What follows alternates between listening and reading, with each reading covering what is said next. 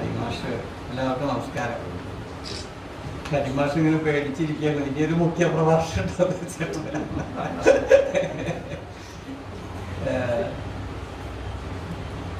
കൃഷ്ണനായർ മാഷ് ഒരു 40 മിനിറ്റിലധികം എടുത്തുകൊണ്ട് ഈ പുസ്തകത്തെ കുറിച്ചും അതിൻ്റെ ചരിത്ര നോവലിനെ കുറിച്ചും ഒക്കെ വളരെ വിശദമായിട്ട് വസന്ത് മാഷെ കുറിച്ചൊക്കെ പറഞ്ഞു കഴിഞ്ഞു.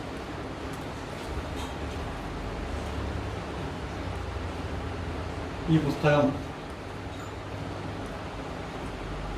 എന്നെ വായിക്കാൻ ഇങ്ങനെ പ്രേരിപ്പിച്ചതിന് നന്ദി ഞാൻ ആദ്യം പറയട്ടെ. സാധാരണഗതിയിൽ കൂടുതൽ പുസ്തകം വായിക്കാറുള്ളതുകൊണ്ട് ഞാൻ ചെറിയ പുസ്തകങ്ങൾ പൊതുവെ തിരഞ്ഞെടുക്കാറ്. അങ്ങനെയുള്ള ഒരാളെ കൊണ്ട് ഇങ്ങനെയുള്ള ഒരു പുസ്തകം 1050 പേജോളം ഉള്ള ഒരു പുസ്തകം വായിപ്പിച്ചു എന്നുള്ളത് വളരെ പ്രധാനപ്പെട്ട ഒരു കാര്യമാണ്. വസന്ത് മാഷെ കുറിച്ച് എനിക്ക് മുന്നേ ഉള്ള ആളുകളൊക്കെ തന്നെ മാഷയുടെ എഴുത്തിൻ്റെ പ്രത്യേകതകളും ഈ നോവലിൻ്റെ പ്രത്യേകതകളൊക്കെ പറഞ്ഞു. വസന്ത് മാഷ്ക്ക് ഈ നോവല് ഒരു 90-ാം വയസ്സിൽ തന്നെ എഴുതാൻ പറ്റുള്ളൂ. അതിന് 80 കഴിഞ്ഞിട്ട് എഴുതാൻ പറ്റുള്ളൂ. കാരണം നേരത്തെ പറഞ്ഞതുപോലെ ഇതൊരു വലിയ നോവലിൽ പറയുമ്പോൾ തന്നെ കൃഷ്ണനായർ മാഷ പറഞ്ഞ രീതിയിൽ ഒരു മഹത്തായ നോവലിന് പറയാവുന്ന നമ്മുടെ ജീവിതത്തിന് ഒരു വഴികാട്ടിയാവുന്ന ഒരു പുസ്തകമാണ്. നമ്മുടെ ജീവിതത്തിന് മാത്രമല്ല, നമ്മുടെ രാഷ്ട്രീയമായ ചരിത്രത്തിനും അതുപോലെ തന്നെ സാഹിത്യ ചരിത്രത്തിനും സാമൂഹ്യ പരിഷ്കരണ പ്രവർത്തനങ്ങൾക്ക് ഇങ്ങനെ എല്ലാ തലത്തിലും വഴികാട്ടിയാവുന്ന ഒട്ടേറെ കാര്യങ്ങൾ മാഷ് ഈ പുസ്തകത്തിൽ കൊണ്ടുവരാൻ ശ്രമിക്കുന്നു. അതാണ് ഇതിൻ്റെ ഒരു പ്രാധാന്യം. എന്നെ സംബന്ധിച്ച് ഇത്തരം ഒരു പുസ്തകം വായിക്കുമ്പോഴുണ്ടായ ഒരു പ്രശ്നം എന്ന് പറയുന്നത് എന്നെ വല്ലാതെ കുഴക്കി. കാരണം ഇങ്ങനെ ഒരു പുസ്തകം വായിക്കണമെങ്കിൽ ഒന്നാമത് നവോത്ഥാന ചരിത്രത്തിൽ ഒരു സൂക്ഷ്മ അവബോധം വേണം. രണ്ടാമത്തെ കാര്യം, നമ്മുടെ ആചാരപരമായിട്ടുള്ള കാര്യങ്ങളിൽ അല്ലെങ്കിൽ ഭാഷയിലൊക്കെ തന്നെ നമുക്ക് അറിവ് വേണം. മൂന്നാമതായിട്ട് തോന്നിയത് നവോത്ഥാന സാഹിത്യത്തിൽ തന്നെ ഒരു അവബോധത്തിൻ്റെ ആവശ്യമുണ്ട്. അതുപോലെ തന്നെ ഈ ചരിത്ര നോവലിൻ്റെ ഒരു ശില്പനിർമ്മിതി, അതേപറ്റിയുള്ള കാര്യങ്ങളിലൊക്കെ തന്നെ ഒരു അവബോധം ആവശ്യമാണ്. അങ്ങനെ അവബോധം ഇല്ലാത്ത ഒരാൾ, എന്നെ പോലുള്ള ഒരു സാധാരണ ഒരു വായനക്കാരന് ഇത്തരം ഒരു പുസ്തകം കയ്യിൽ കിട്ടുമ്പോൾ വല്ലാത്ത അന്താളിപ്പുണ്ടാവും. ഈ ചരിത്ര നോവലിൽ എവിടെയാണ് ഫിക്ഷൻ ബ്ലെൻഡ് ചെയ്തിട്ടുള്ളത്? ഇതൊക്കെ മനസ്സിലാക്കി എടുത്തുകൊണ്ടല്ലാതെ ഒരു വേദിയിൽ നിന്ന് പ്രസംഗിക്കാത്ര എളുപ്പമല്ല. അപ്പൊ അങ്ങനെയുള്ള ഒരുപാട്, പിന്നെ എന്തുകൊണ്ട് ഇത് ഏറ്റെടുത്തു എന്ന് വെച്ച് കഴിഞ്ഞാൽ ഞങ്ങളുടെയൊക്കെ ഒരു ശീലം അങ്ങനെയാണ്. ചില ആളുകൾ പറയും വാനാപാര് കയറിയിരിക്കുന്നോടത്ത് ചെറുത്താന്മാർ മടിക്കുന്നോടത്ത് ചെറുത്താന്മാർ ഓടി കയറിയിരിക്കും. അങ്ങനെയൊക്കെ കയറി ഉടുപ്പൊക്കെ പോയ ആളുകളാണ്. അതുകൊണ്ട് വലിയ ഒന്നുമില്ല. അപ്പൊ അതുകൊണ്ട് എനിക്ക് തോന്നിയതൊക്കെ ഞാൻ പറയാം എന്നുള്ളതാണ് എൻ്റെ ഒരു. എന്തായാലും ഈ നോവല് ഒരുപാട് ചോദ്യങ്ങൾ ഉന്നയിക്കുന്നുണ്ട്. എനിക്ക് തോന്നിയൊരു കാര്യം, കൃഷ്ണനായർ മാഷ് ഒരുപാട് കാര്യങ്ങൾ പറഞ്ഞതുകൊണ്ടാണ് അതിനപ്പുറത്ത് എന്തെങ്കിലും പറയാൻ പറ്റുമെന്നാണ് ഞാൻ ആലോചിക്കുന്നത്. ഒരുപാട് ചോദ്യങ്ങൾ ഈ നോവലിലെ അധ്യായങ്ങൾ, അതിൻ്റെ വലിപ്പം, അതിലെ പൊതുവെയുള്ള സംഭവങ്ങൾ, ഇതൊക്കെ മാഷ് പറഞ്ഞു കഴിഞ്ഞു ഓരോ തരത്തിൽ. ഈ നോവൽ ഒരുപാട് ചോദ്യങ്ങൾ ഉന്നയിക്കുന്നു എന്നുള്ളതാണ് ഓരോ സന്ദർഭത്തിലും. അതൊരു സാധാരണ ഒരു നോവൽ രചയിതാവിന് കഴിയുന്ന കാര്യമല്ല. ഏതാണ്ട് ഒരു 1.5 നൂറ്റാണ്ട് കാലത്തെ ചരിത്രം ഒരു നോവലിലേക്ക് കൊണ്ടുവരിക. അത് ചരിത്ര നോവലിൻ്റെ ഉണ്ടായിട്ടുള്ള വെല്ലുവിളികൾ ഉണ്ടാവുമ്പോൾ അതെങ്ങനെ ഒരു ഫിക്ഷനായിട്ട്, ഒരു നോവലായിട്ട് അതിലേക്ക് അത്തരത്തിലുള്ള ക്രിയാംശങ്ങൾ കൊണ്ടുവന്നുകൊണ്ട് ഒരു നോവലിൻ്റെ പരുക്കൻ ഭാഷ, അല്ലെങ്കിൽ ഒട്ടേറെ പഴമയുടേതായിട്ടുള്ള വാക്കുകൾ, പദാവലികളൊക്കെ വരാൻ സാധ്യതയുള്ള ഒരു ആഖ്യാനത്തിൽ അതൊന്നും തന്നെ അത്തരത്തിലുള്ളത് ധ്വനിപ്പിക്കാതെ തികച്ചും സമകാലികമായ ഒരു സംഭവം നടക്കുന്നത് പോലെ വളരെ ലളിതമായ ഗദ്യത്തിൽ എന്നാൽ വളരെ അർത്ഥസാന്ദ്രമായ ആശയങ്ങളെ അവതരിപ്പിച്ചുകൊണ്ട്, വളരെ ലളിതമാണെന്ന് നമുക്ക് തോന്നുമ്പോൾ തന്നെ നമ്മൾ ആഴ്ചകളോളം, മാസങ്ങളോളം, വർഷങ്ങളോളം ഇരുന്ന് ഈ നോവലിലെ ഓരോ ഉപാഖ്യാനങ്ങളൊക്കെ വെച്ച് അനക്ഡോട്ട്സ് ഒക്കെ നോക്കി നമ്മൾ അതിൻ്റെ വഴികളിലേക്ക്, അതിൽ വന്ന കവിത, കാളിദാസ കവിത, അല്ലെങ്കിൽ രാമായണം, അല്ലെങ്കിൽ ആശാന്റെ കവിത, അല്ലെങ്കിൽ ലോക ചരിത്രത്തിലെ അനുഭവങ്ങൾ, ഇങ്ങനെ ആറ്റി കുറുക്കി എടുത്തിട്ടുള്ളതിലേക്കൊക്കെ നമ്മൾ പോകണമെങ്കിൽ നമുക്ക് ഈ നോവൽ മാത്രം നമ്മുടെ തലയിലിട്ട് നമ്മൾ ഇങ്ങനെ ഒന്ന് വേവിക്കാൻ നോക്കണമെങ്കിൽ അതിന് ആഴ്ചകളും മാസങ്ങളും വർഷങ്ങളൊക്കെ എടുക്കും എന്നുള്ള രീതിയിൽ. അതാണ് ഞാൻ പറഞ്ഞത്, വസന്ത മാഷ്ക്ക് ഇത് അടക്കം 90 വയസ്സിലേക്ക് എഴുതാൻ പറ്റുള്ളൂ. 30 വയസ്സിൽ എഴുതിയാൽ ഇങ്ങനെയാവില്ല, 40 വയസ്സിൽ എഴുതിയാലും ആവില്ല, 50 വയസ്സിൽ എഴുതിയാലാവും. അങ്ങനെ വലിയ ചോദ്യം ഉന്നയിക്കുന്ന പറഞ്ഞത് ശരിക്കും മാഷില് ഒരു ക്രിട്ടിക്കൽ ഇൻസൈഡർ ഒരു തരത്തിൽ നമ്മുടെ നവോത്ഥാന പ്രസ്ഥാനത്തിൻ്റെ എന്താണ് നവോത്ഥാന പ്രസ്ഥാനത്തിന് പറ്റിയത്, എന്താണ് നമ്മുടെ ദേശീയ പ്രസ്ഥാനത്തിന് പറ്റിയത്, കേരളത്തിലെ ദേശീയ പ്രസ്ഥാനത്തിന് പറ്റിയത്, ഇതൊക്കെ മാഷ് പ്രശ്നവൽക്കരിക്കാനായിട്ട് ഇതിൽ ശ്രമിക്കുന്നുണ്ട്. അതാണ് എനിക്ക് തോന്നിയ ഒരു സംഗതി. നമ്മുടെ വൈക്കം സത്യാഗ്രഹം ആവട്ടെ, ഗുരുവായൂർ സത്യാഗ്രഹം ആവട്ടെ, ഇതൊക്കെ തന്നെ മാഷ് പരാജയമായിരുന്നോ ജയമായിരുന്നോ അങ്ങനെയൊക്കെ മാഷ് സമർത്ഥിക്കാൻ ശ്രമിക്കുമ്പോൾ അവിടെയൊക്കെ ചരിത്രത്തെ ഡിസ്റ്റോർട്ട് ചെയ്തുകൊണ്ടല്ല അത് ഫിക്ഷനാക്കാൻ നോക്കിയത്. മാഷ് അവിടേക്ക് ഉയർന്നു വന്ന വാദഗതികളെയൊക്കെ തന്നെ, പലതരത്തിലുള്ള അഭിപ്രായഗതികളെ അതൊരു ഫിക്ഷന്റെ സൗന്ദര്യത്തോട് കൂടിയിട്ട് ആ പശ്ചാത്തലത്തിൽ ഇണങ്ങുന്ന കഥാപാത്രങ്ങളെ, ചരിത്രപരമായ കഥാപാത്രങ്ങളിലൂടെ, അല്ലെങ്കിൽ മാഷ് ചില കഥാപാത്രങ്ങളെ ഫിക്ഷനിലൂടെ തന്നെ സൃഷ്ടിച്ചിട്ട് മാഷ് അത് ഉയർത്താൻ ശ്രമിക്കുന്നു. ഈ നോവലിൽ ആ രീതിയിൽ നമ്മുടെ അത്രയും വലിയ സമരങ്ങൾ നടത്തിയിട്ട് എന്തുകൊണ്ട് വിജയിക്കാതെ പോയി. അതുപോലെ തന്നെ മറ്റൊരു സംഗതി, ഈ നോവലിൽ ചരിത്രത്തില് നമ്മുടെ ചരിത്രകാരന്മാരടക്കം പറയാതെ പോയിട്ടുള്ള ആളുകൾ, ഇപ്പൊ വൈക്കം സത്യാഗ്രഹം എന്ന് പറയുമ്പോൾ നമ്മൾ കേളപ്പൻ എന്നൊക്കെ ഉള്ള കുറെ, ടി.കെ. മാധവൻ, ഇങ്ങനെ കുറെ പേരുകൾ പറയും.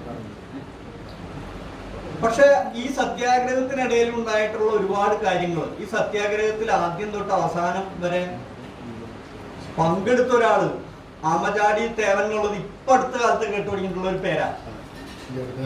ഇപ്പൊ അടുത്ത കാലത്ത് മാത്രമാണ്. ഏതൊരു സാധാരണ ചരിത്രകാരനല്ല, ആരുമല്ല, നമ്മുടെ കോളേജ് അധ്യാപകരോ ചരിത്ര ആരുമല്ല എഴുതിയത്, സാധാരണ സാംസ്കാരിക നിരൂപരല്ലേ, ഏതൊരു സാധാരണ മനുഷ്യനാണ് ഈ ആമചാടി തേവന്റെ. അതുപോലെ തന്നെ അതിൽ പങ്കെടുത്ത ആളുകളുടെയൊക്കെ, പല തരത്തിൽ പങ്കെടുത്ത ആളുകളുടെയൊക്കെ പ്രാധാന്യം. വസന്തമാഷെ കുറിച്ച് പലപ്പോഴും നമ്മുടെ ആളുകളുടെ ഒരു വിമർശനം എന്ന് പറഞ്ഞു കഴിഞ്ഞാൽ വസന്തമാഷ് ഒരു സവർണ പക്ഷപാതിയാണ് എല്ലാ കാര്യത്തിലും പറയാം. വസന്തമാഷ് നമ്മുടെ വിവേകാനന്ദൻ സർഗാത്മക സന്യാസത്തിന്റെ അല്ലെ ശില്പി എന്ന് പറയണ ഇതില് ആഗമാനന്ദനെ കുറിച്ചൊക്കെ പറഞ്ഞപ്പോ ഒരു ആഴ്ച ഫേസ്ബുക്കിലൊക്കെ ചർച്ചയായിരുന്നു. മാഷ് ശ്രദ്ധിച്ചിട്ടുണ്ടോന്ന് അറിയില്ല. തൃശ്ശൂരിലെ വലിയ ഗ്രന്ഥകാരന്മാരൊക്കെയാ. ചില ആളുകളൊക്കെ നമ്മളോട് ഇൻബോക്സിൽ എന്ന പോലെ ചെവിട്ടിൽ വിളിച്ച് പറഞ്ഞു, കുറെ ആളുകള് നേരിട്ട് തന്നെ ഫേസ്ബുക്കില്. അപ്പോ എനിക്ക് അതിൽ നിന്നൊരു കാര്യം മനസ്സിലായി, അവരൊന്നും ഈ വസന്തമാഷ് നോവൽ വായിച്ചിട്ടില്ല. വസന്തമാഷ് നോവലില് നമ്മൾ ഈ പൊതുവെ നവോത്ഥാന ചരിത്രം പറയുമ്പോൾ വസന്തമാഷാണ് അത് അധികം പറഞ്ഞിട്ടുള്ളത്. ഈ ആഗമാനന്ദ സ്വാമികളുടെ ഒക്കെ ഒരു പ്രാധാന്യം അത് വസന്തമാഷ കാൽപ്പാടുകൾ എന്ന് പറഞ്ഞ പുസ്തകത്തിലുണ്ട്. അത്തരത്തില് എങ്ങനെയാണ് നമ്മുടെ ജാതി വ്യവസ്ഥക്കെതിരായിട്ടുള്ള യുദ്ധത്തില്, സമരത്തില് ശരിക്കും എന്താ പറയാ, ജീവത്യാഗത്തിന് തുല്യമായ രീതിയിൽ, അല്ലെങ്കിൽ ഒരു അങ്ങേയറ്റം ജീവിതത്തിന്റെ ആദ്യാവസാനം ഒരു ആത്മസമർപ്പണത്തോടു കൂടി പ്രവർത്തിച്ച മനുഷ്യരിൽ ഒരാളാണ് ആഗമാനന്ദ സ്വാമി. ആ ആഗമാനന്ദ സ്വാമിയെ കുറിച്ച് പറഞ്ഞതുപോലും ഉൾക്കൊള്ളാൻ പറ്റാത്ത ആളുകൾ, വസന്തമാഷ ഒരു സവർണ പക്ഷപാതി എന്ന് പറയും. ഞാനിത് ഈ വൈക്കം സത്യാഗ്രഹത്തിൽ ആമചാടിത്തേവന്റെ കാര്യം പറഞ്ഞത്, ഈ നോവൽ വായിക്കുമ്പോൾ നമുക്ക് തീർച്ചയായിട്ടും അത്തരത്തിൽ സാധാരണ ചരിത്രത്തിൽ ചരിത്രകാരന്മാർ കാണാതെ പോയിട്ടുള്ള ആളുകളെ മാഷ ആവിഷ്കരിക്കാൻ ശ്രമിക്കുന്നു. അത് അയ്യങ്കാളിയെ കുറിച്ച് പറയുന്നിടത്തായാലും ഒക്കെ അത്തരത്തിൽ നമുക്ക് വായിച്ചെടുക്കാൻ കഴിയും. അതുപോലെ മറ്റൊരു സംഗതി എനിക്ക് തോന്നിയത് നമ്മുടെ ദേശീയ പ്രസ്ഥാനത്തെ കുറിച്ചുള്ളത്. ദേശീയ പ്രസ്ഥാനത്തെ കുറിച്ച് മാഷ് പറയുന്ന ഒരു കാര്യം, ഈ സ്വാതന്ത്ര്യ സമരത്തിന്റെ ആദ്യ ഘട്ടം എന്ന് പറയുന്നത് നമ്മുടെ നാട്ടിലെ ഏതാണ്ട് ഫ്യൂഡൽ ജന്മി നാടുവാഴികളുടെ കയ്യിലൊക്കെ തന്നെയായിരുന്നു കോൺഗ്രസിന്റെ അടക്കം നേതൃത്വം. കോൺഗ്രസിന്റെ പാലക്കാട് സമ്മേളനത്തിൽ അല്ലേ, അവിടെ ജന്മി കുടിയാൻ പ്രശ്നം ചർച്ച ചെയ്യാൻ സമ്മതിച്ചില്ല അല്ലെ, കുറെ ജന്മിമാരൊക്കെ ഒപ്പിട്ട് പ്രമേയമൊക്കെ കൊടുക്കുന്നു. കോൺഗ്രസ് അങ്ങനെയാണ് രൂപപ്പെട്ട് വന്നത്. നഗരങ്ങളില് ഇത്തരത്തിലുള്ള കോൺഗ്രസിന്റെ അത്തരത്തില് എന്താ പറയാ, ഒരു മധ്യവർത്തി ജീവിതം നയിക്കുന്ന, അല്ലെങ്കിൽ അന്ന് കാലത്തെ അപ്പർ ക്ലാസ് ആയിട്ടുള്ള വിഭാഗങ്ങളുടെ കയ്യിലായിരുന്നു കോൺഗ്രസിന്റെ നേതൃത്വം. അത് പിന്നീടാണ് ഇത്തരത്തിലേക്കുള്ള സാധാരണ രീതിയിലേക്ക്, സാധാരണ മനുഷ്യരുടെ വേർപ്പൊഴുക്കുന്നവന്റെ, അതുപോലെ തന്നെ ജീവിതത്തിൽ നാനാതരത്തില് രണ്ടറ്റവും കൂട്ടിമുട്ടിക്കാൻ അറിയിക്കുന്ന മനുഷ്യര്, അവരുടെ ഇടയിലേക്കൊക്കെ പിന്നീടാണ് കോൺഗ്രസ് ഇറങ്ങി വരുന്നത്. അപ്പൊ ആ രീതിയിൽ മാഷ് വളരെ സൂക്ഷ്മമായിട്ട് 1910 നമ്മുടെ കേരളത്തിൽ മലബാറിൽ ഒരു ജില്ലാ കമ്മിറ്റി വരെ ഉണ്ടാവും. മാഷ് അതിലൊരു വിമർശനം ഉന്നയിക്കുന്നുണ്ട്. ഈ നാട്ടുരാജ്യങ്ങളിലെ പ്രശ്നങ്ങൾ ഏറ്റെടുത്തുകൊണ്ട് പ്രവർത്തിക്കാൻ അന്ന് കോൺഗ്രസ് സജ്ജമായിരുന്നില്ല. ആ ഒരു പ്രശ്നം മാഷ് ഇതിൽ ഉയർത്തിക്കൊണ്ടുവരാൻ ശ്രമിക്കുന്നുണ്ട്. അതുപോലെ തന്നെ ഈ സ്വാതന്ത്ര്യം എന്ന് പറയുന്നത് ഗാന്ധി അതിന് കൊടുത്ത ഒരു വലിയ നിർവചനം. ആരുടെയാണ് സ്വാതന്ത്ര്യം എന്നുള്ള ഒരു വലിയ പ്രശ്നം ഇന്ന് നമുക്ക് ചോദിക്കാവുന്ന ഒരു ചോദ്യമാണ്. നമ്മുടെ നാട്ടിൽ ഒരുപാട് വികസന പ്രവർത്തനങ്ങളൊക്കെ നടക്കുന്നുണ്ട്, ഒരുപാട് സാംസ്കാരിക പ്രവർത്തനം. ആർക്ക് വേണ്ടിയാണ്, ആരുടെയാണത്? യഥാർത്ഥത്തിലുള്ള അടിസ്ഥാന ജനവിഭാഗത്തെ ഇതെങ്ങനെയാണ് നോക്കി കാണുന്നത്? അപ്പൊ അങ്ങനെ സ്വാതന്ത്ര്യ സമരത്തിന്, അങ്ങനെ ഉണ്ടായ സ്വാതന്ത്ര്യ സമരത്തിന് ഒരു വലിയ ചോദ്യം നൽകാൻ, ഒരു ദിശാബോധം നൽകാൻ ശ്രമിച്ച ഒരാൾ ഗാന്ധിയാണ്. അത് പറഞ്ഞുകൊണ്ട് മാഷ് ദേശീയ പ്രസ്ഥാനത്തിന്റെ ഇതിലേക്ക് കടന്നു വരുന്നുണ്ട്. അങ്ങനെ കേരളത്തിലെ ദേശീയ പ്രസ്ഥാനത്തെ പരിശോധിക്കാൻ ശ്രമിക്കുന്നുണ്ട്. ദേശീയ പ്രസ്ഥാനത്തിന്റെ ആദ്യകാലത്തെ എന്താ അതിന്റെ നാൾവഴികൾ ഒക്കെ തന്നെ ഇതിൽ വളരെ ഗംഭീരമായിട്ട് കൊണ്ടുവരാൻ ശ്രമിക്കും. അതുപോലെ തന്നെ മാഷ്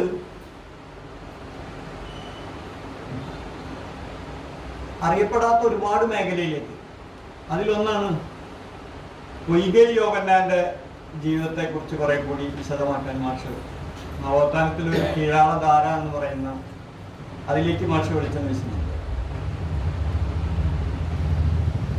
അതുപോലെ പിന്നെ എനിക്ക് തോന്നിയൊരു സംഗതി, ഈ നോവല് മൊത്തം നമുക്ക് വായിച്ചു കഴിയുമ്പോൾ നമ്മുടെ മനസ്സ് നിറയുന്ന കുറെ എന്താ പറയാ, ഒരു തരം വലിയ മൂല്യങ്ങളുണ്ട്. ഈ നവോത്ഥാനം രൂപപ്പെട്ട് കഴിഞ്ഞതിന്റെ ഒരു പശ്ചാത്തലം, അതിലെ മനുഷ്യരുടെ എന്താ പറയുക, വ്യത്യസ്ത ജാതിയിലെ, വ്യത്യസ്ത മതത്തിലെ മനുഷ്യരുടെ കൂടിച്ചേരലുകൾ, അതിൻ്റെയൊക്കെ എന്താ പറയാ, അതൊക്കെ അതിന്റെ ചരിത്രത്തിന്റെ വിവിധ ഘട്ടങ്ങളിൽ അനിവാര്യമായി സംഭവിക്കുന്ന ഒരുപാട് കാര്യങ്ങൾ. അത് മാഷ് അതിന്റെ വിമർശനമുണ്ട്, അതിന്റെ രണ്ട് ഭാഗമുണ്ട്, അനുകൂലമായിട്ടും പ്രതികൂലമായിട്ടും. അത് മാഷ് ചരിത്രകാരന്റെ ഒരു സത്യസന്ധതയോട് കൂടിയിട്ട്, മാഷ് ഒരു പാണ്ഡിത്യത്തോട് കൂടിയിട്ട് മാഷ് അവതരിപ്പിക്കുന്നു. ഇപ്പൊ മലബാർ കലാപത്തെ കുറിച്ച് പറയുമ്പോൾ നമ്മുടെ പൊതുവിലുള്ള കേരളത്തിലെ ആളുകളൊക്കെ തന്നെ മലബാർ കലാപത്തിൽ പൊതുവെ നമുക്കൊരു പ്രവണത ഉണ്ട് കേരളത്തിലെ വിമർശനങ്ങളിൽ. ഹിന്ദുത്വത്തെ കുറിച്ച് വിമർശിക്കാൻ നമുക്ക് ഭയങ്കര ഇഷ്ടമാണ്. പക്ഷെ ഒരു ന്യൂനപക്ഷ എന്താ പറയുക വർഗീയതയെ കുറിച്ചോ അല്ലെങ്കിൽ നമ്മുടെ ന്യൂനപക്ഷ മതങ്ങളെ കുറിച്ചോ പറയാൻ നമ്മുടെ കേരളത്തിലെ പൊതുവെ സാംസ്കാരിക നായകർ തയ്യാറാവാത്തൊരു സാഹചര്യം ഇന്നുണ്ട്. ഇന്നത്തെ ഫേസ്ബുക്ക് എടുത്ത് നോക്കിയാൽ നമുക്കറിയാം ഇപ്പോഴത്തെ റീസെന്റ് ആയിട്ടുള്ള കാര്യങ്ങൾ. സമസ്ത എന്ന് പറയുന്നത് നോക്കിയിട്ട് നോക്കണമെങ്കിൽ അങ്ങേയറ്റം നമ്മൾ എല്ലാ തരത്തിലും ഈ ഫാസിസത്തിന്റെ കാലത്ത് മുസ്ലിം ജനവിഭാഗത്തോട് എല്ലാ തരത്തിലും കാരുണ്യം സ്നേഹം ഒക്കെ കാണിക്കുമ്പോഴും കേരളത്തിലെ ന്യൂനപക്ഷ വിഭാഗങ്ങള് വളരെ കോൺട്രവേഴ്സി പറയാൻ പറ്റുന്ന കേരളത്തിലെ ന്യൂനപക്ഷ വിഭാഗങ്ങൾ ഏതാണ്ട് കൂട്ടിച്ചേർത്ത് കഴിഞ്ഞാൽ ഭൂരിപക്ഷം ഉണ്ട്, കുറെ കൂടി സംഘടിതരുമാണ്. അങ്ങനെ നോക്കുമ്പോ അത്തരത്തിലുള്ള സമുദായങ്ങള് പലപ്പോഴും ചില സമ്മർദ്ദ തന്ത്രങ്ങൾക്ക് കൂടുതൽ പേശുന്നുണ്ട്.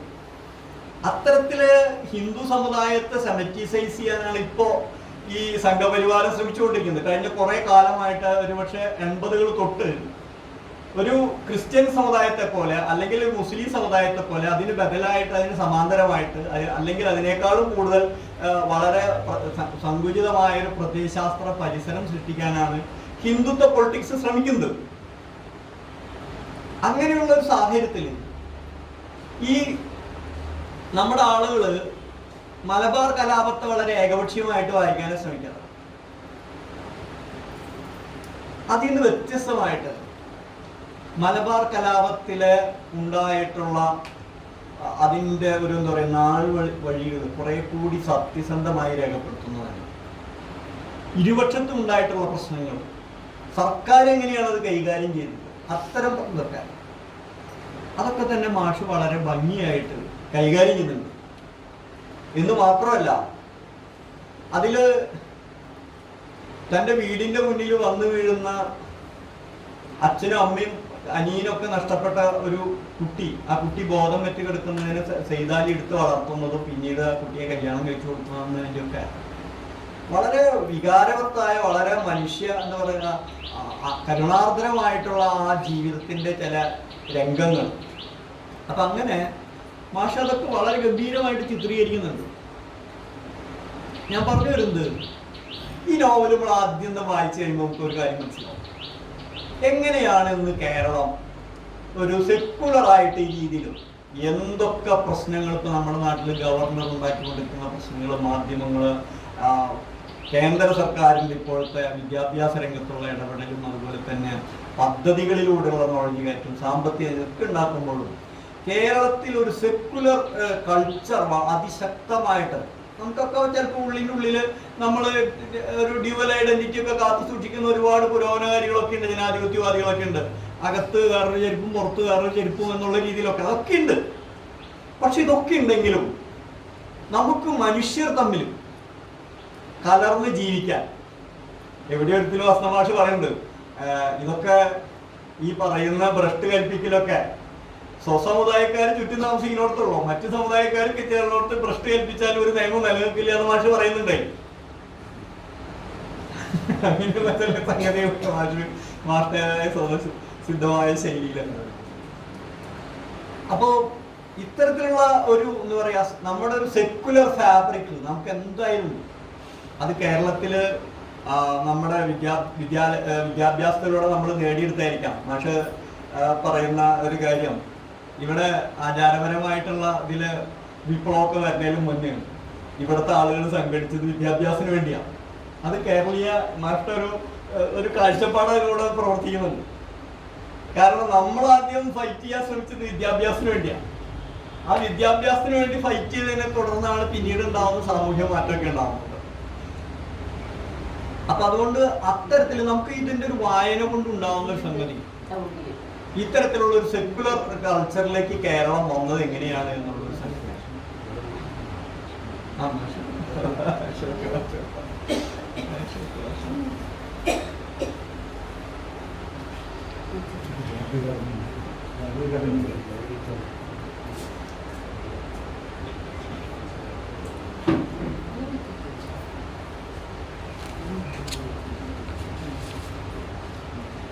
പിന്നെ ഇതിൽ എനിക്ക് തോന്നിയൊരു സംഗതി,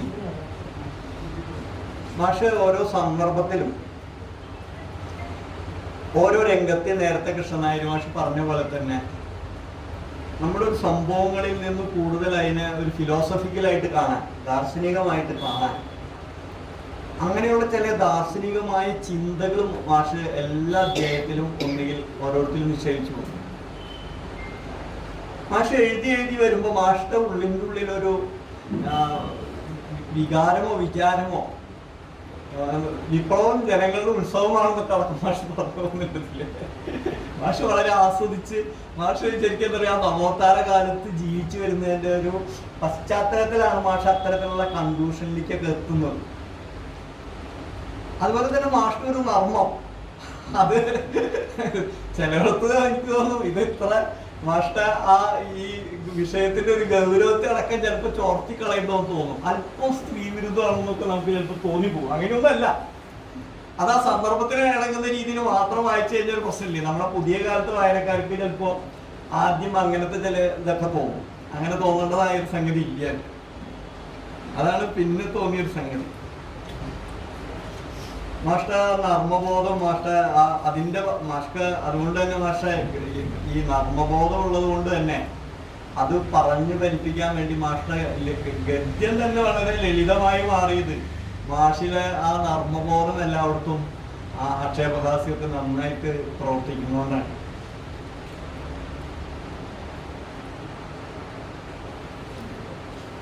പിന്നെ ഇതിന് എനിക്ക് തോന്നിയൊരു സംഗതി,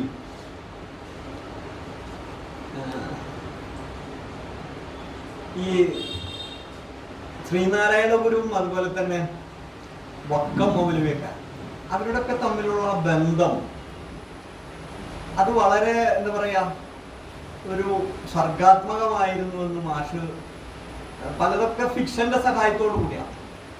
പക്ഷെ എങ്ങനെയാണ് വക്കം മൗലവിയുടെ വീട്ടിലേക്ക് ശ്രീനാരായണ ഗുരു എത്തുന്നത്, അതുപോലെ തന്നെ വക്കം മൗലവിയെ കുറിച്ച് പറയുന്നിടത്ത് ആശാനുമായിട്ടുള്ള ചർച്ച, ആശാന് വക്കം മൗലവിയുടെ വീട്ടിലേക്ക് പുസ്തകം കൊടുത്തു വിടുന്നത്, അതൊക്കെ അങ്ങനെ സംഭവിച്ചിട്ടുണ്ടെങ്കിൽ തോന്നില്ല. അതൊക്കെ മാഷ് ചരിത്ര ഭംഗിയായിട്ട് ഫിക്ഷന്റെ ഒരു സ്വാതന്ത്ര്യം എടുത്തുകൊണ്ട് തന്നെ ചെയ്തിട്ടുള്ള, അതൊന്നും ചരിത്രത്തിനൊരു ഡിസ്റ്റോർട്ട് ചെയ്യുന്നതല്ല. പക്ഷെ അവരുടെ കൃതികൾ വായിക്കുമ്പോൾ അവർ തമ്മിലുള്ള കൃതികളിലെ അഭിപ്രായ ഐക്യങ്ങൾ നോക്കുമ്പോൾ അത്തരത്തിലുള്ള സംഗതികൾ സൃഷ്ടിക്കുന്നതിന് തെറ്റൊന്നുമില്ല. അതുപോലെ തന്നെയാണ് നമ്മൾ ഇന്ദുലേഖ പൊതുവെ നമ്മുടെ ആളുകൾ നമ്മളൊക്കെ വായിക്കുന്ന നോവലിലെ കഥാപാത്രങ്ങൾക്ക് പിൽക്കാലത്ത് എന്ത് സംഭവിച്ചു എന്ന് അന്വേഷിക്കുന്ന ആളുകളും അവരെ കുറെ കൂടി സമകാലീനമായ പശ്ചാത്തലത്തിൽ പല ആളുകൾ അങ്ങനെയൊക്കെ ശ്രമിച്ചിട്ടുണ്ട്, അതൊക്കെ പരാജയപ്പെട്ടുള്ളതാണ്. പക്ഷെ മാഷ് ഇന്ദുലേഖയുടെ പശ്ചാത്തലത്തിൽ മാധവനിയും അതുപോലെ തന്നെ ചിന്നന്മേനോനിയും ഒക്കെ വളരെ ഭംഗിയായിട്ട് ഈ ദേശീയ പ്രസ്ഥാനത്തിന്റെ പിന്നാലെ ഉത്പ്രതിഷ്ഠിതാപരമായിട്ട് തന്നെ സഞ്ചരിക്കുന്ന ആളുകളാക്കിയിട്ട് വളരെ വൃത്തിയായിട്ട് മാറ്റിയെടുത്തിട്ടുണ്ട്. അതൊരു വളരെ പ്രധാനപ്പെട്ട സംഗതി. അതുപോലെ തന്നെ നമ്മുടെ ദേശീയ പ്രസ്ഥാനത്തെ കുറിച്ച് പറയുമ്പോൾ മഞ്ചേരി സമ്മേളനമാണോ അല്ല പാലക്കാട് സമ്മേളനം, ഇന്ന് നമ്മുടെ സമൂഹത്തിൽ നടക്കേണ്ടതായിട്ടുള്ള ഒട്ടേറെ കാര്യങ്ങൾ ഇപ്പോഴും നമ്മൾ പറഞ്ഞുകൊണ്ടിരിക്കുന്ന ഒരുപാട് കാര്യങ്ങൾ, ആ കാര്യങ്ങളൊക്കെ തന്നെ അന്നത്തെ കോൺഗ്രസ് ചർച്ച ചെയ്തിരുന്നു എന്നുള്ളതും അന്ന് അതൊക്കെ ഒരു പ്രമേയത്തിൽ വന്നിരുന്നു. ഇപ്പോൾ അധികാര വികേന്ദ്രീകരണത്തിന്റെ കാര്യം, നമ്മുടെ സ്കൂളുകൾ എങ്ങനെയാണ് നടത്തേണ്ടത്, പ്രൈമറി വിദ്യാഭ്യാസം അതുപോലെ തന്നെ ഇതൊക്കെ പൂർണ്ണമായിട്ട് സൗജന്യമാക്കണം എന്നുള്ള കാര്യം, അതുപോലെ തന്നെ നമ്മുടെ ഗ്രാമതലത്തിൽ പഞ്ചായത്തുകളുടെ ദൗത്യം എന്തായിരിക്കണം, ഇതൊക്കെ അന്നത്തെ കോൺഗ്രസ് പ്രമേയത്തിൽ വന്നിട്ടുണ്ടെന്ന് മാഷ് പുസ്തകം വായിച്ചപ്പോൾ എനിക്കൊക്കെ അറിവ് കിട്ടിയത് അത്തരത്തിലുള്ള സംഗതികൾ. അതുകൊണ്ട് ഈ നോവലിന്റെ ഞാൻ വായിച്ച് പറഞ്ഞു നേരെ അധികമായോ.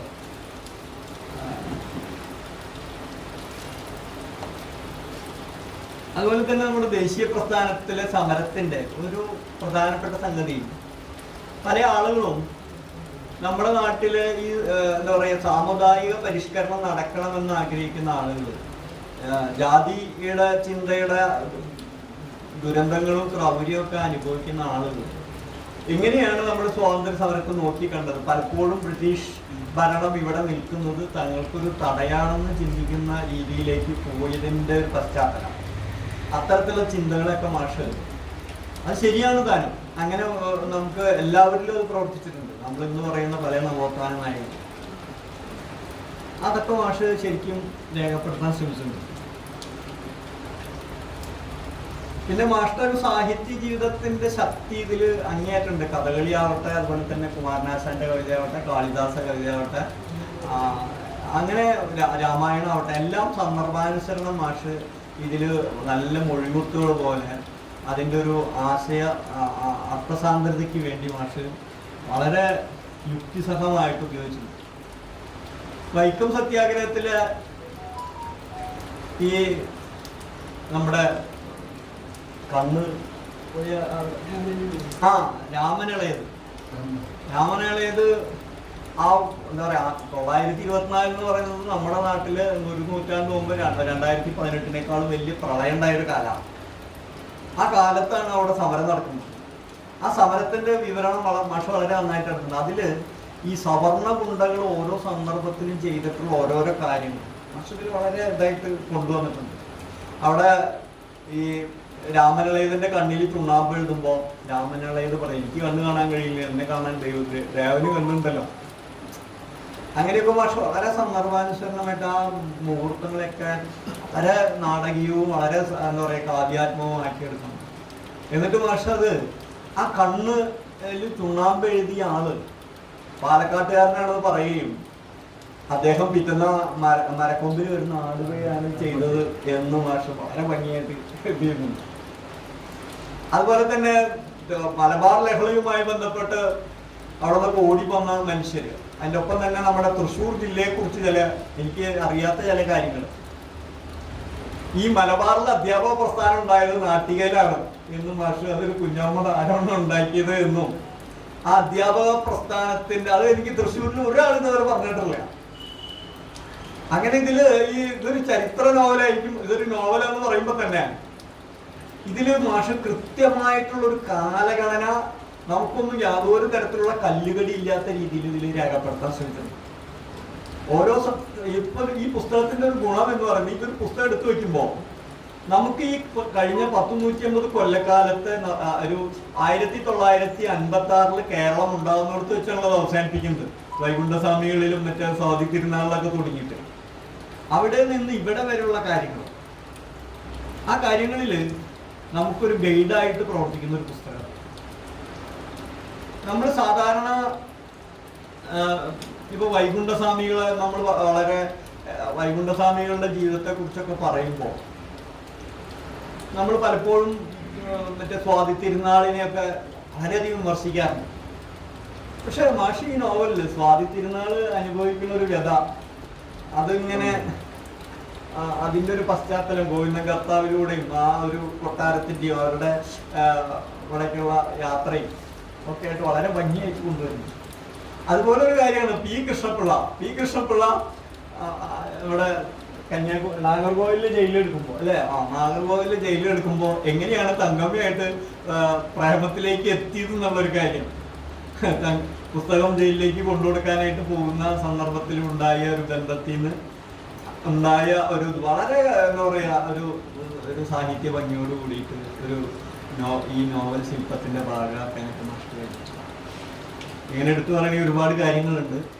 പിന്നത്തെ ഒരു കാര്യം എന്ന് പറയുന്നത് ഇത്തരം ഒരു വലിയ നോവൽ എഴുതുമ്പോൾ ഇങ്ങനെ ഒരു ചരിത്ര വസ്തുതകൾ ഫിക്ഷനാക്കി മാറ്റുമ്പോൾ ഒരുപാട് പ്രയാസമുള്ള കാര്യം. അത് ഇത്രയും ബൃഹത്തായ ഒരു നോവൽ എഴുതി കഴിയുമ്പോൾ നമുക്കൊരു ചെറിയ തരത്തിലുള്ള വേണമെങ്കിൽ ചില ഒമിഷനൊക്കെ കണ്ടുവന്ന് തരാം. അതൊന്നുമല്ല നമ്മൾ പറയേണ്ടത്. അങ്ങനെ രന്ധ്രാന്വേഷികൾക്ക് അല്ലെങ്കിൽ അങ്ങനെ എന്താ പറയുക ദോഷൈക ദീർഘകൾക്ക് അങ്ങനെ എന്തെങ്കിലുമൊക്കെ പറയണ്ടാവും. പക്ഷെ ഇത്രയും വലിയൊരു നോവല് നമ്മുടെ സാഹിത്യത്തിൽ ചരിത്ര നോവല് കൽപ്പറ്റ ഭാഷ പുസ്തകം ചരിത്ര നോവൽ മലയാളത്തിലൊക്കെ വായിക്കുമ്പോൾ നമുക്ക് അറിയാം നമ്മുടെ നാട്ടിൽ അത്രയധികം ചരിത്ര നോവലുകളൊന്നും ഉണ്ടായിട്ടില്ല. ഉണ്ടായതൊക്കെ നേരത്തെ നമ്മുടെ ആളുകൾ പരാമർശിച്ചു. അത് തന്നെ വളരെ സാഹിത്യത്തിലെ ഒരു മികച്ച കൃതിയാണെന്ന് പറയാവുന്ന രീതിയിൽ ഇന്നത്തെ ഒരു സമകാലിക വായനയ്ക്ക് വേണ്ടത്ര വഴങ്ങുന്ന കൃതിയുള്ളൂ. അങ്ങനെയുള്ള ഒരു സന്ദർഭത്തിൽ നമുക്കൊക്കെ തന്നെ ഈ രംഗത്തൊരു വലിയ വഴിവിളക്കായി മാഷ്ടെ ഒരു ക്രിട്ടിക്കൽ ഇൻസൈഡർ കൃത്യമായിട്ട് ഈ രംഗത്ത് പ്രവർത്തിച്ചതുകൊണ്ട് ഈ നോവൽ വായിക്കേണ്ടത് നമ്മുടെ സ്കൂൾ അധ്യാപകർ വായിക്കണം, നമ്മുടെ കോളേജ് അധ്യാപകർ വായിക്കണം, നിശ്ചയമായിട്ടും രാഷ്ട്രീയ രംഗത്ത് പ്രവർത്തിക്കുന്നവർ വായിക്കണം. അവർക്കൊക്കെ തന്നെ അതുപോലെ തന്നെ നമ്മുടെ ഇന്ന് എന്താ പറയുക മതത്തിൻ്റെ പേരിൽ വാളെടുക്കുന്ന ആളുകളൊക്കെ തന്നെ എങ്ങനെയാണ് നമ്മുടെ നാട്ടിലെ എന്താ പറയുക ആചാര്യന്മാർ പ്രവർത്തിച്ചിരുന്നത്, അതിൽ അവരുടെയൊക്കെ ജീവിതത്തിലൂടെ പ്രവൃത്തിയിലൂടെ എന്താണ് മുഖ്യമായിട്ട് വന്നത്, ആ കാരുണ്യം, ആ ഒരു ദയ, അതുപോലെ തന്നെയുള്ള മാനുഷികമായ ജീവിത മൂല്യങ്ങൾ, ആർദ്രത, അത്തരത്തിലുള്ള ജീവിത മൂല്യങ്ങളാണ് എന്താ പറയുക ഇത്തരത്തിലുള്ള പ്രവർത്തനങ്ങളിലൂടെ ഉണ്ടാകേണ്ടത് എന്നൊക്കെ തന്നെ നമ്മുടെ ആത്മീയ ആചാര്യന്മാരടക്കം ബോധ്യപ്പെടുത്തുന്നൊരു സംഗതിയാണ്. ഇന്നിപ്പോൾ നമ്മുടെ നാട്ടിൽ ആൺകുട്ടികളും പെൺകുട്ടികളും ഒരു വസ്ത്രം ധരിക്കണം, ആൺകുട്ടികളും പെൺകുട്ടികളും അല്ലെങ്കിൽ സ്ത്രീകളും പുരുഷന്മാരും ഒന്നിച്ച് നടന്നാൽ കുഴപ്പമാവും എന്നിപ്പോഴും ഇങ്ങനെ വിളിച്ചു പറഞ്ഞുകൊണ്ടിരിക്കും. ഇന്നലെയും അത് പറയണ്ടേ അല്ലേ? ഇപ്പോൾ സുന്നികൾ വീണ്ടും അതിൻ്റെ ഇതൊക്കെ ആരംഭിച്ചിട്ടുണ്ട്. എന്താ പറയുക, സാമ്പാർ നൃത്തം അല്ലേ, സുമ്മ നൃത്തം, സുമ്മ ഡാൻസ് എന്ത് വലിയ കുഴപ്പമാണ്. പക്ഷേ ഇതിനെതിരെ നമ്മുടെ നാട്ടിലെ ഞാൻ നേരത്തെ പറഞ്ഞ പോലെ ഇപ്പൊ ആളുകൾ അവാർഡ് വിവാദത്തിലാണ്, അല്ലാണ്ട് ഇത്രയും കാര്യങ്ങളിലൊന്നും അഭിപ്രായം പറയില്ല. അവാർഡ് എന്നും വിവാദമായിരിക്കും. കാരണം 350 ആൾ അവാർഡിന് അപേക്ഷിക്കും, ഒരാൾക്ക് കിട്ടുമ്പോൾ 100 തരത്തിലതിനോടുള്ള പ്രതികരണം ഉണ്ടായിരിക്കും. അവാർഡിന് ഒരു അർഹതയില്ലാത്ത കൃതിയാണെങ്കിൽ അവാർഡിന് കിട്ടാത്തതിനെ കുറിച്ചല്ല പറയാം, സച്ചിദാനന്ദം കൊള്ളില്ലാത്തവരാന്ന് പറയാം. ആ രീതിയിലുള്ള ഇതൊക്കെ നടക്കുന്ന സംഗതി. അപ്പൊ ഇപ്പോഴും നമ്മുടെ സാമൂഹ്യ പരിഷ്കരണം, നമ്മുടെ ദേശീയ പ്രസ്ഥാനത്തിന് പറ്റിയ ഏറ്റവും വലിയൊരു കുറവ് എന്ന് പറയുന്നത് സാമൂഹ്യ പരിഷ്കരണത്തെ മുന്നോട്ട് കൊണ്ടുപോയില്ല. കേരളത്തിൽ അത് കുറെ കൂടി മുന്നോട്ട് കൊണ്ടുവരാനായിട്ട് ഈ നവോത്ഥാന പ്രസ്ഥാനങ്ങൾ, അതിനെ തുടർന്നുള്ള നമ്മുടെ ജനാധിപത്യ പ്രസ്ഥാനങ്ങളൊക്കെ കുറെ കൂടി ശ്രമിച്ചിട്ടുണ്ട്.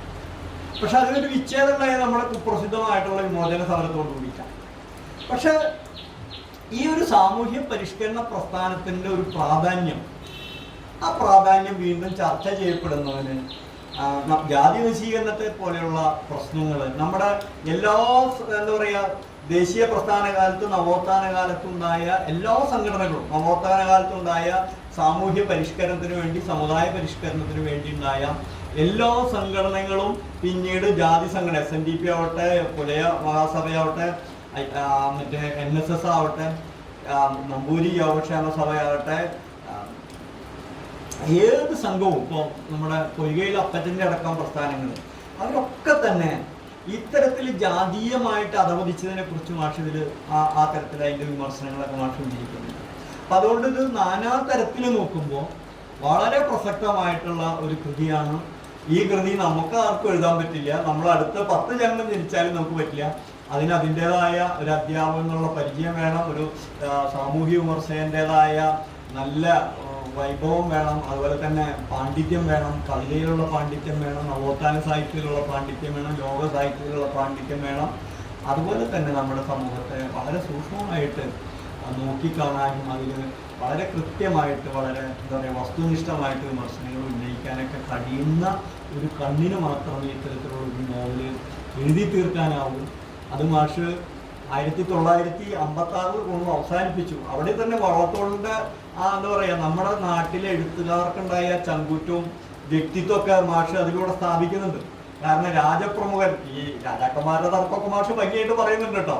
ഈ തിരുവിതാംകൂറിലെ എന്താ പറയാ നമ്മുടെ രാജകുടുംബക്കാരെങ്ങനെയാണ് നമ്മുടെ CPയിൽ ഉപയോഗിക്കാൻ ശ്രമിച്ചത്, CPയുടെ അഭിപ്രായം ഇല്ലാത്ത കാര്യം തന്നെ അവർക്ക് എങ്ങനെയെങ്കിലും ഈ തിരുവിതാംകൂർ സ്വതന്ത്ര രാജ്യമായി പിടിച്ചു നിർത്തണം എന്നുള്ള കാര്യങ്ങൾ, ഈ കാര്യങ്ങളൊക്കെ വളരെ ഭംഗിയായിട്ട് മാഷ് ഈ രാജാക്കന്മാരുടെ കോമാളിത്തം, അവര് എന്താ പറയാ ഇത് വൈസ്രോയി വന്നും മറ്റവരുടെ പ്രതിനിധി VP മേനോനൊക്കെ വന്ന് സംസാരിക്കുമ്പോൾ ഇത് ശ്രീ പത്മനാഭദാസ് സമ്മതിക്കാവോ എന്നുള്ള നമ്മുടെ ഇപ്പോഴത്തെ ഈ ആചാര വെടിവേഷം കെട്ടുകളുണ്ടല്ലോ, നാമജപഘോഷയാത്ര പോലുള്ള പരിപാടികൾ, അതൊക്കെ അവിടെ ഉന്നയിക്കുന്നുണ്ട്.